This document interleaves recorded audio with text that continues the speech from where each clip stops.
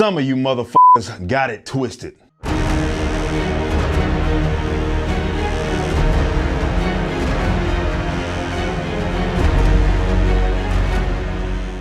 I want to get one thing clear, and I want to have a video on my channel just so people can have something to reference. In light of my recent video and podcast on the Batwoman trailer, it brought out a lot of individuals that have been confused on my position, even going so far as to strawman my position. Now, I'm not going to spend this video re-explaining everything I already have, but I guess I can somewhat understand the mistake, as stupid as it might be. Some of you are new around here, and you got here because you've seen my videos on tokenizing characters, Captain Marvel, and just all around speaking against the social justice nonsense in comic book related material. But unfortunately, we live in an age where people all too often apply ideologies and motives based on the material while disregarding what is actually in the material itself. In other words, people have confused me for one of those reactionary YouTubers who just goes out of their way to find social justice nonsense in certain things and makes videos solely based on those ideals so you can get riled up. Though that is a very lucrative market right now, that ain't the one I'm trying to target. Instead, I just so happen to make some videos that appeal to these types. But those types want outrage for the sake of outrage. Some don't even have connection to the source material. I'm not a multi-level geek, for example. Comics that's just my thing. You do not see me branch out into other mediums, which is why I haven't made any videos about things such as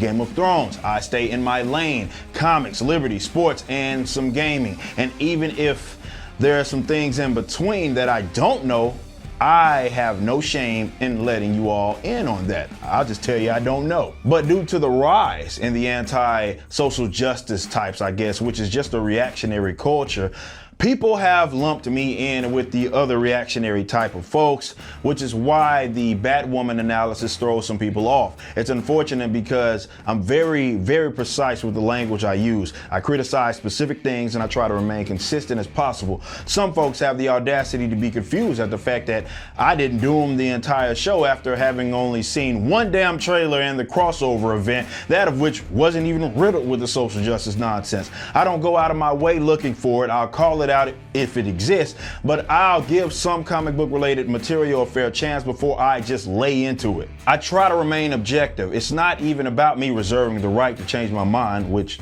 I do reserve that right. It's more of me having like all of the information right and then presenting my position. If I give something a chance and then I take issue with it, then I'll proceed to label it in whatever way I see fit. Even before the Captain Marvel movie, pay attention to my specific criticisms before the movie came out versus after it came out. I have specific things that I reference, and the context is very important. You being too stupid to tell the difference between one argument and the next is not my problem, that's your problem. But again, this is because people have lumped me in with these other sort of reactionary YouTubers who just go out of their way to be offended or react for like show and for the views, and I ain't mad at that or anything. It gets hella views. Notice I've never said Batwoman wouldn't be social justice trash. It very well may be. And if the producers had any sense, they'd be adjusting the episodes right now considering the backlash. I just wasn't willing to say and go out on a limb that it was going to be that, and that threw some people off. I can speculate all day, but I don't react just to react. I speculated that the Wonder Woman movie would be social justice trash, and it wasn't. Thought Mira was going to be the same way in Aquaman. She wasn't. And even the CW has been hit or miss with some of these issues. Supergirl is SJW garbage top to bottom, but Arrow and Flash aren't nearly as much. Take a subject like gun control. See how Arrow did it? And they did it way better than Supergirl did. And Supergirl was a show that I watched for 2 seasons plus before I ever made a video on it. With Batwoman, all I did was reference the character and the source material and give my basic thoughts on canon and so forth, and what I have with the information that's been provided. That's because many of y'all fools aren't paying attention. Just like those leftist SJWs, you argue points that you need to be true, which is why, simply because I didn't rip the trailer to shreds, people assume that I was defending the show. No, dipshit. I haven't even watched the damn show because it's not out.